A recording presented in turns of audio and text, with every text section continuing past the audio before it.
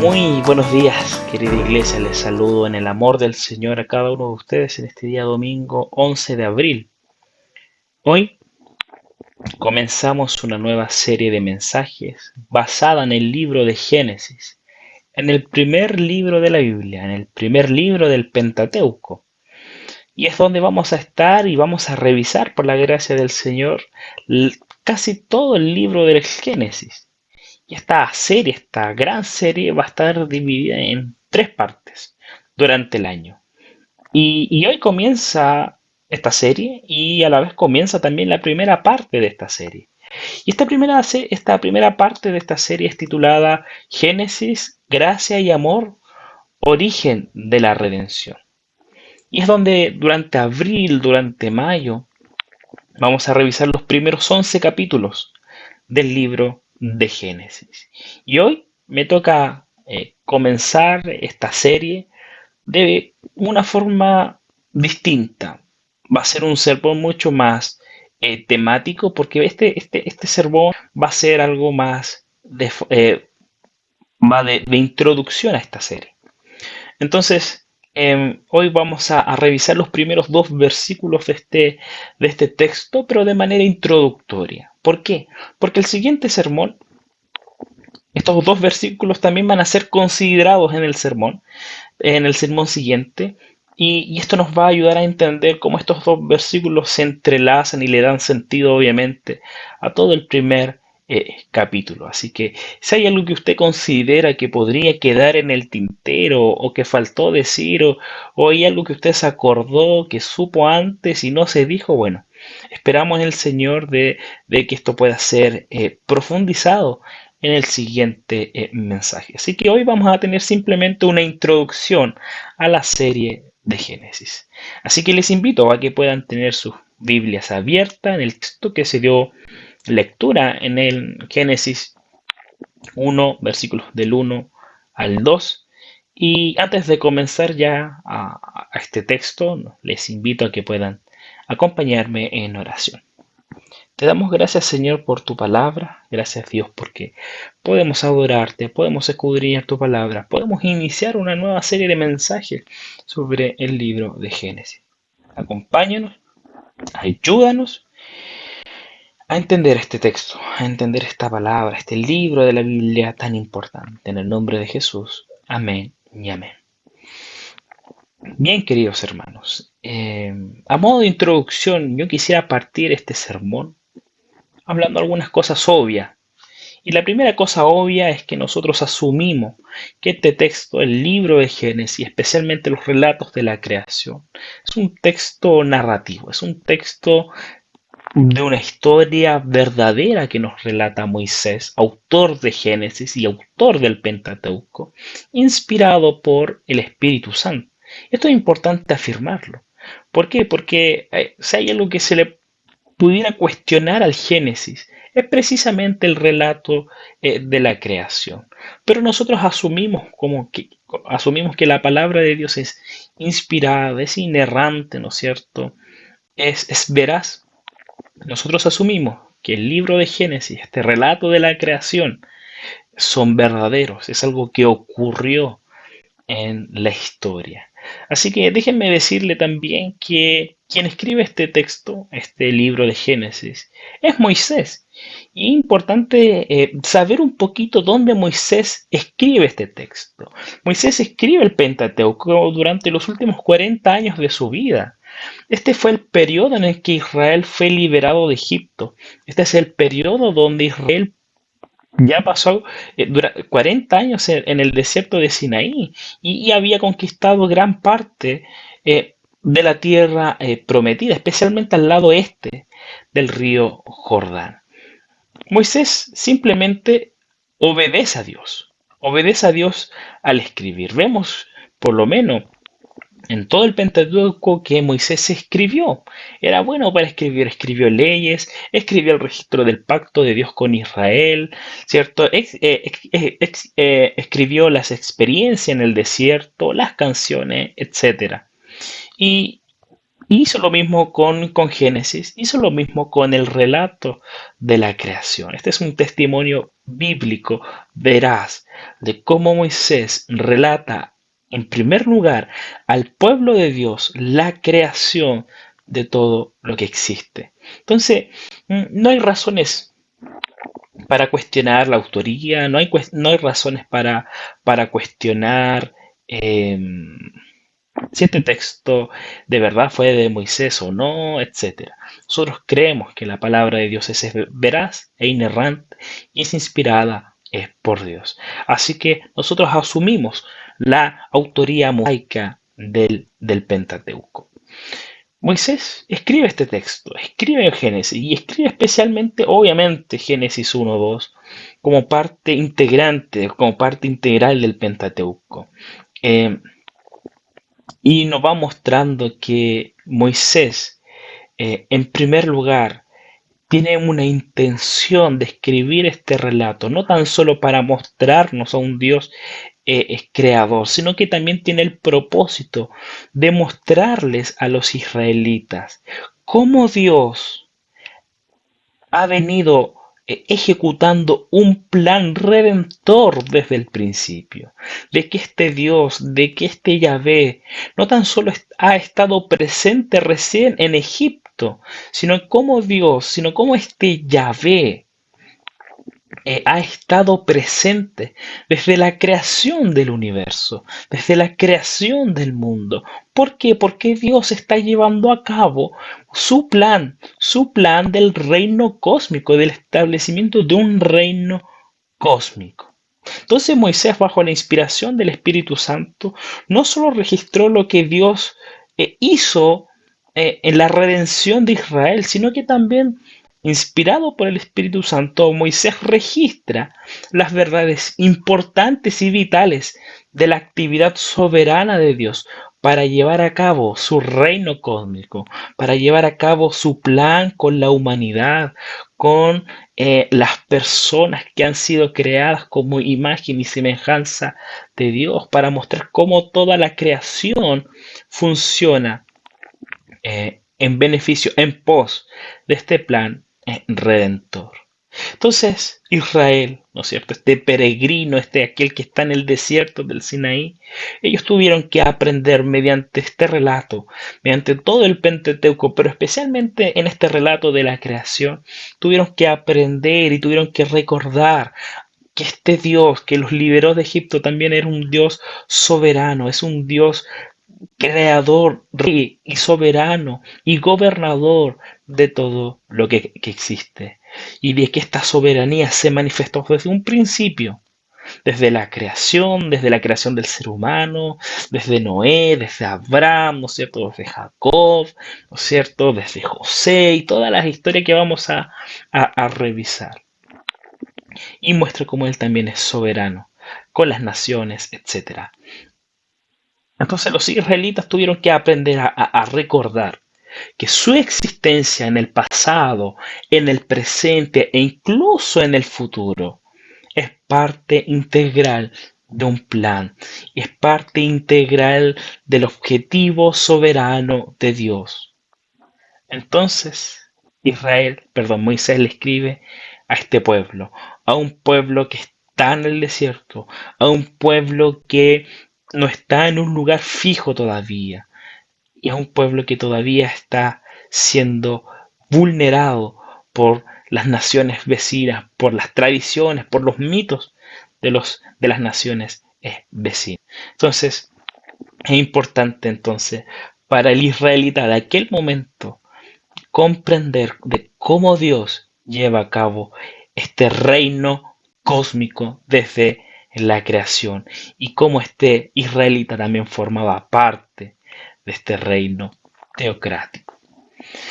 Entonces, hoy simplemente quiero, a modo de introducción, nuevamente les digo, esto es importante que lo sepa porque es algo que vamos a ir viendo de manera más profunda en la medida que vamos avanzando en los textos. Pero a modo de introducción, yo simplemente quiero compartir con ustedes dos verdades que ya nos dice estos versículos, estos primeros dos versículos del Génesis. Y yo en esta oportunidad quisiera tomar la licencia de poder dar lectura a Génesis 1:2 nuevamente, pero en la versión Reina Valera 60. Así que si usted tiene la NBI ahí y tiene una Reina Valera 60 cerca, le invito a que pueda buscarla y abrirla en Génesis 1:1.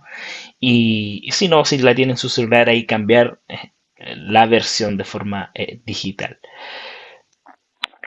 Dios, entonces, dice el texto, en el principio Dios creó los cielos y la tierra.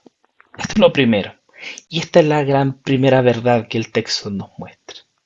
La primera verdad que hoy quiero compartir con ustedes es que en este versículo, en esta parte de la historia, comienza la verdadera historia.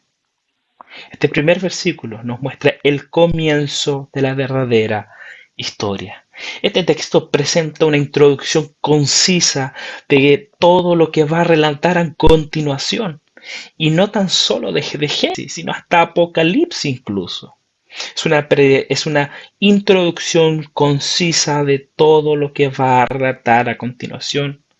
Hay algunos detalles que serán revisados en los próximos sermones, como les decía, pero a modo de introducción y mirando este texto, es importante que tengamos alguna noción de cómo desde el principio ya Cristo comienza a ser revelado, cómo Cristo y el plan del Dios Trino de la redención comienza a evidenciarse desde las primeras palabras del Génesis. El texto original comienza en el principio. Y a primera vista esta es una invitación al lector a sumergirse en la historia narrativa de la creación del cosmos y cómo Dios en el principio cumple todo perfectamente en 6 días, como lo dicen los siguientes versículos. Pero además, este primer versículo es una declaración majestuosa y profunda, a pesar de lo corto que es esta frase.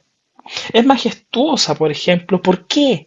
Porque hace referencia al tiempo.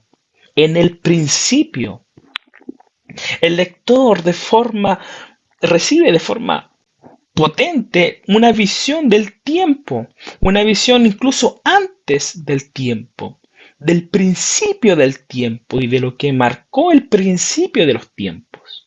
Hay una noción del tiempo y se insinúa que antes del tiempo Dios era, de que Dios ya estaba activo en el principio de los tiempos. Fue entonces cuando Dios trajo a la existencia el cosmos, al que según el Apocalipsis de Juan, se verá de forma completa y perfecta cuando el tiempo termine la consumación. Así que Génesis 1:1 comienza ante nosotros una tremenda extensión de tiempo en una escena formidable y majestuosa. Es una escena potente. En el principio Dios creó los cielos y la tierra. Desde Génesis 1:1 ya podemos ver esta idea, esta noción de tiempo, de que antes del tiempo Dios ya era, ya se estaba moviendo. Pero también el versículo 1 nos presenta a un Dios creador. Creó Dios. Y esto es interesante. ¿Por qué? Porque en toda la Biblia hay varios verbos que, que nos muestran a un Dios creador, a un Dios que hace, a un Dios activo, etcétera. Y son palabras muy distintas. Pero hay una palabra interesante para referirse a Dios creador o a una actividad creativa de Dios, que es vará, y es una palabra que se utiliza en este texto. Es vará, que es una actividad exclusiva para Dios. Y esto es interesante porque nos muestra a un Dios creador. Su creación, querida iglesia, revela su inconmensurable poder, nos revela su gran energía, revela su desconcertante imaginación, su desconcertante sabiduría, su inmortalidad, su trascendencia. Esto es importante para el israelita que está leyendo estas palabras. Porque está frente a un Dios que ni él se puede imaginar con su mente. Y deja claro que el ser humano es un ser finito, es un mortal finito, que ni siquiera él va a terminar conocerse a sí mismo en su totalidad. Entonces, esto es potente, porque nos muestra un Dios creador de los cielos y la tierra. Y la idea de los cielos y la tierra es para mostrarnos que todo lo que existe, es todo lo que existe es gracias a Él, que Dios lo hizo. Entonces, todo lo que existe, que todo lo que existe tenga coherencia y que todavía perdure, es gracias a la sabiduría de Dios. Es gracias a ese poder de Dios. Es gracias a ese conocimiento infinito de Dios. Es gracias a su trascendencia. Entonces, gracias a su sabiduría que hoy todo lo que existe se mantiene. Entonces nos muestra un Dios creador. Nos muestra un Dios iniciador según su plan, bajo su soberanía. Y cómo Génesis después nos va a ir mostrando que gracias a su soberanía, gracias a su sabiduría, trajo a la existencia todo aquello que antes no existía, a aquellos que no estaba presente, a lo que no existía antes de que Él hablara o actuara. Entonces, la majestuosidad de la declaración inicial se basa en el carácter global de Dios. La afirmación sitúa a Dios en el punto central, por lo menos en esta parte de Génesis. La afirmación sitúa a Dios en el punto central. Se indica su actividad creadora soberana, el cosmos.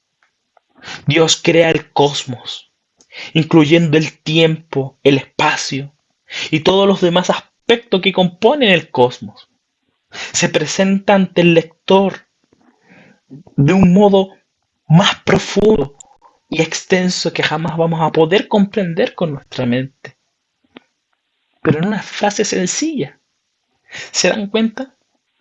Se dan cuenta que en una pequeña frase ya nos muestra un Dios potente, a un Dios profundo, a un Dios lleno de sabiduría y lleno de poder. Entonces aquí, querida iglesia, donde comienza la verdadera historia del mundo. Moisés está diciendo, es aquí donde comienza la verdadera historia del mundo. Es aquí donde comienza nuestra historia como seres creados a imagen y semejanza de Dios. Es aquí donde comienza tu historia. Es donde comienza a concretarse tu historia como hijo e hija de Dios. El maravilloso plan de redención, querida iglesia, no fue una ocurrencia divina a posteriori, no fue un plan B, ya que el texto de Efesios, Pablo nos recuerda que tú fuiste elegido en Cristo antes de la fundación del mundo. Como dice el Evangelio de Mateo, tú fuiste entregado por el Padre al Hijo para que tú pertenezcas a su reino y para compartir su gloria, como dice el Evangelio de Juan, capítulo 17. La muerte sacrificial del Hijo no fue accidente, sino una designación. Y como dice Apocalipsis capítulo 13, fue inmolado desde la fundación del mundo. Entonces esta es la verdadera historia del mundo. Esta es la verdadera historia de tu vida. Esta es el verdadero comienzo de tu historia. Por lo tanto, Génesis, queridos hermanos, es más que simplemente mostrarnos los inicios del cosmos, sino que este texto crea un palco para la revelación y para la realización de la redención. Las escrituras del Antiguo Testamento nos revela que Dios incluyó el fin en el principio. Lo que pretendió e inició en la creación, Dios lo sostuvo, lo sigue sosteniendo, nos muestra el Antiguo Testamento. Introdujo un plan, el programa de redención, para que en los últimos días se ejecutara todo lo que estaba ya planificado en él. Por lo tanto, textos como Isaías 40, donde nos dice que desde el principio el fin está impregnado y que Dios está en todo momento presente. Por eso que Isaías 46 dice, yo anuncio el fin desde el principio, desde los tiempos antiguos. Lo que está por venir, yo digo, mi propósito se cumplirá y haré todo lo que deseo. Entonces Génesis no tan solo es la historia del mundo universal, sino que también es la historia del establecimiento de un reino, con un rey, con un pueblo que es gobernado por Dios, en el lugar de Dios, bajo el gobierno de Dios.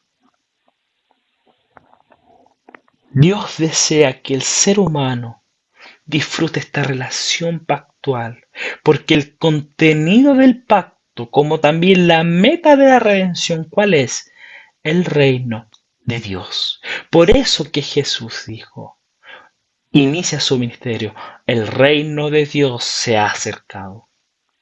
Y debido a que el pacto se relaciona con nuestra redención como hijos de Dios. Entonces somos llamados a vivir bajo el gobierno de Dios. Y vivir bajo el gobierno de Dios es disfrutar de las bendiciones de Dios. Y esto es lo que nosotros vemos desde este texto, desde la creación. Y especialmente ustedes lo van a ver después en el jardín del Edén hasta la caída. Entonces sabemos que después de la caída las consecuencias fueron devastadoras. No solo para la humanidad, sino para la creación entera. Y como dice Pablo, es la creación entera la que gime. Y todo se estropeó. Pero en su gran amor, Dios promete reordenar las cosas y establecer su reino aquí en la tierra. El resto de la Biblia cuenta la historia del cumplimiento de esta promesa. Parcialmente la historia de Israel en el periodo del Antiguo Testamento y luego perfectamente por medio de Jesucristo. Así que la Biblia trata del plan de Dios de la salvación, su promesa de restaurar su reino y del cumplimiento de la promesa por medio de su Hijo. Por eso que Juan en el capítulo 1 dice, en el principio estaba el verbo, haciendo una alusión completa a Génesis 1:1. Y luego Apocalipsis capítulo 3 dice, Juan dice que Jesús se identifica como el principio de la creación de Dios. Él es el principio, Jesús. No porque está hecho, sino porque Él es eterno con el Padre y el Espíritu, sino porque Él, por Él, todas las cosas fueron creadas. Todas las cosas fueron creadas a través de Él y para Él. Entonces, querida iglesia, Génesis 1:1 ya nos comienza a mostrar el inicio de la verdadera historia. Nos comienza a mostrar el inicio de la verdadera historia de tu vida, inmerso en la historia verdadera del reino de Dios, de este reino perfecto que comenzamos a ver en Génesis 1 y 2. Entonces Jesús, el principio, es el principio de todas las cosas. Es por medio de Él donde estas cosas que fueron estropeadas por el pecado comienzan a ser restauradas. Así que esto es lo primero que el texto nos muestra. Lo segundo está el versículo 2. En el versículo 2. Y la segunda idea que nos muestra este texto es que nos ve un Dios activo. Nos muestra a un Dios activo. En estos versículos podemos ver ahora que Moisés quiere que el lector se concentre en lo que nosotros conocemos como planeta, como nuestro planeta Tierra, ¿cierto? Porque después del versículo 7 va diciendo cómo fue creado específicamente ese lugar que tú y yo podemos habitar, que lo llamamos planeta. Comienza señalando la condición de la Tierra en un principio, desordenada y vacía. Esto es interesante porque de alguna forma Moisés no tan solo nos está mostrando como el estado inicial de la tierra, sino que nos está mostrando un poquito para destacar la gloria de Dios. Una gloria de Dios que va a ser manifestada en los 7 días de la semana que viene a continuación. Entonces, de alguna forma, Moisés nos está mostrando, esta era la condición de la tierra en un principio, pero fíjense cómo va a terminar luego el séptimo día, con el descanso de Dios. Fíjense cómo va a terminar esa semana. Entonces, Moisés está mostrando, esta era la condición en un principio, y miren cómo termina. Miren y contemplen la gloria de Dios al mirar ese hábitat que nosotros ocupamos, desordenada y sin forma, dice el texto. Es para señalar simplemente que la tierra al principio estaba inútil en su condición y nos muestra y son palabras que de alguna forma que si tú las unes es para dar expresión a una condición caótica y en la etapa inicial de la creación. Estaba todo totalmente desorganizado. Había un lío de elementos, ¿no es cierto?, que hace que el planeta donde nosotros habitamos en un principio pueda ser imposible de vivir, inhabitable. Entonces, fíjense, esta era la condición. Pero el versículo 2 no queda ahí. Nos muestra que el Espíritu vivo y formador de Dios estaba presente. Nuevamente, Moisés relata esto para que tú y yo nos impresionemos de Dios, creador, de cómo Dios estaba llevando a cabo su plan, su trabajo. Nos muestra cómo Dios estaba presente mediante el Espíritu. No un espíritu que no forma parte del cosmos, sino que estaba ahí, estaba revoloteando sobre el cosmos, pero que no formaba parte del cosmos. Y el término es ruaj y puede traducirse como viento, ¿cierto? Y muchas veces esta palabra viento en el Antiguo Testamento simbolizaba la idea de la presencia del Espíritu Santo. Pero la frase dice Ruach Elohim y se utiliza repetidamente en las Escrituras para referirse al Espíritu de Dios, al Espíritu Santo, como lo podemos ver en Éxodo 31, Éxodo 35, Jueces, Ezequiel. Sin embargo, esto es importante notar, porque podemos ver que el Espíritu de Dios está moviéndose, está moviéndose. Y este verbo que se movía, ¿no es cierto?, vuelve a aparecer en Deuteronomio 32 para describir los movimientos del águila que se mueve cerca de sus crías para cuidarlas, para velar por sus crías. Entonces, es interesante porque el Espíritu de Dios en el texto nos está mostrando esta idea de un aspecto, este aspecto de un contacto íntimo, de un movimiento cercano a la creación, cercano en la tierra, en el mundo, en el cosmos. Entonces hay un contacto íntimo, hay una relación cercana. Entonces, para el israelita, quien lee este texto, ¿no es cierto?, luego de toda su experiencia, esto es importante, porque el Dios del pacto, aquel que mantiene una relación pactual con su pueblo desde el principio de la creación, podemos ver que este Dios pactual triunfa sobre el caos. Que este Dios puede triunfar sobre el caos para producir todo lo que a Él le agrada, todo lo que a Él le plazca. Entonces, para el israelita, conocer que su Dios, en el momento del caos inicial de la tierra, Dios se movió y produjo todo aquello que a Él le agrada por medio de su Espíritu. El Espíritu era el agente divino activo que transformaba el caos en un cosmos. Hizo que lo inhabitable se convirtiera en un hogar real para el ser humano y para toda la creación.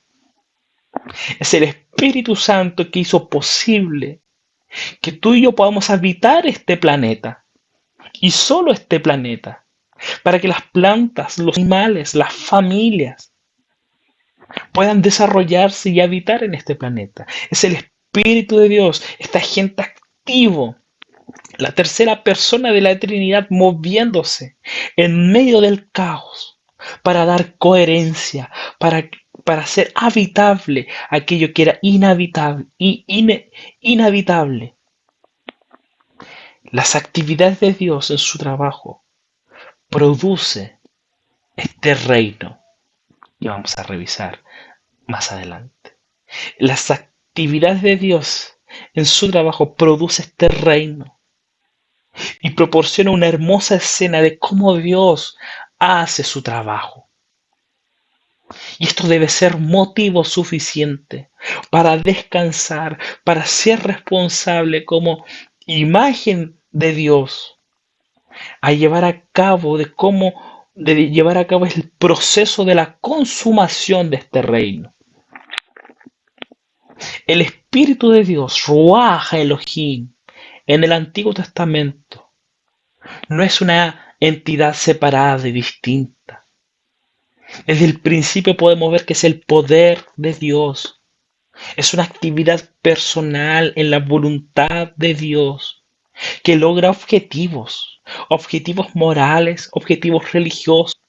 El Espíritu de Dios, según este texto y según el Antiguo y Nuevo Testamento, es la fuente de todo lo que está vivo hoy en día, de toda la actividad física. El Espíritu de Dios es el principio activo que procede de Dios y da vida al mundo físico. Es la fuente de las preocupaciones, es la fuente de las preocupaciones religiosas del pueblo de Dios. Es el Espíritu quien le da sentido y coherencia y le da propósito al pueblo de Dios. En el Antiguo Testamento podemos ver cómo el Espíritu dones a ciertas personas para que cumplieran ciertos oficios. Es el Espíritu de Dios quien da poder a los jueces, dota de sabiduría. Es el Espíritu de Dios quien estaba con reyes, profetas y sacerdotes. Y es ahora el Espíritu de Dios que mora permanentemente en el pueblo de Dios, en ti, en mí, en su iglesia. Es el Espíritu de Dios quien transforma todo el caos producido por el pecado y que ahora le da sentido, le da coherencia a nuestra vida. Este Espíritu también vela el reino de Dios inaugurado con Cristo en su ministerio, ya que el Espíritu, según el Nuevo Testamento, glorifica a Cristo, revela a las personas las cosas de Cristo y da testimonio de Jesús. Es un espíritu de verdad, según Jesús, como lo prometió Jesús en el Evangelio de Juan, donde da testimonio de la verdad y llevará a las personas a una revelación más completa de la verdad redentora. Es gracias a ese espíritu que podemos disfrutar en parte el reino ya inaugurado de Cristo. Que es gracias a ese espíritu que tú y yo, que su iglesia puede proclamar este reino inaugurado y que será consumado y perfeccionado. Gracias a ese espíritu que nosotros tenemos las primicias como un anticipo de las bendiciones del cielo. Es gracias a ese espíritu que conocemos un poco de lo que será ser santos. Es gracias a ese espíritu que conocemos algo de lo que significa conocer a Dios a través de Cristo y ser amados por Él. Y no podemos esperar para sentir un poco más de ese amor y ese conocimiento cuando estemos con Él. Es gracias a ese Espíritu que sabemos que somos ciudadanos del cielo, quienes deben por ahora vivir como extranjeros en el mundo, como dice Pablo en Filipenses, como dice el apóstol Pedro en su primera carta. Pero no tendremos que vivir lejos de casa para siempre, pues porque un día el Señor Jesús regresará para llevarnos con Él al reino perfecto. Así que, querida iglesia, yo quiero terminar con lo siguiente. Israel en el desierto tuvo que recordar que era un instrumento de administración en el reino eterno de Dios. Y gracias a Génesis 1 y gracias a Génesis 2, que es lo que vamos a ver más adelante, trajo a la memoria de estas personas que Dios había establecido su reino de manera decidida y para siempre, como dice el Salmo 93. Génesis nos invita a recordar que tú también eres un instrumento de este reino de Dios establecido y que este reino y que este rey, que este pueblo, esta gente gobernada por este rey será eterno, como dice el Salmo 95 y el Salmo 97. Esta revelación sobre el reino de Dios tiene que ser colocada permanentemente en nosotros, en su pueblo, para que tú y yo entendamos todo lo que Dios está haciendo en la historia. Moisés tenía el propósito de decirle al israelita, mira todo lo que Dios ha hecho desde el principio. Mira cómo Dios ha hecho con la creación al crearnos. Mira lo que produjo el pecado. Mira la desgracia con Noé, con la torre de Babel. Mira cómo yo muestro mi gracia al llamar a Abraham. Porque el pueblo de Dios, de alguna forma, necesita recordar que somos una posesión preciosa y que Él nos invita a ser parte de este reino, a ser un sacerdocio real, a ser una nación santa, mediante el pacto de vida, mediante una vida de obediencia, mediante un servicio continuo.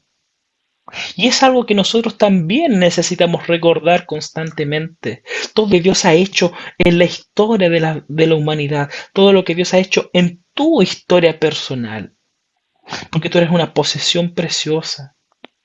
Dios te ha dado el privilegio de pertenecer al reino de los cielos y que anhelamos, esperamos, deseamos que este reino se perfeccione, se consuma y se perfeccione.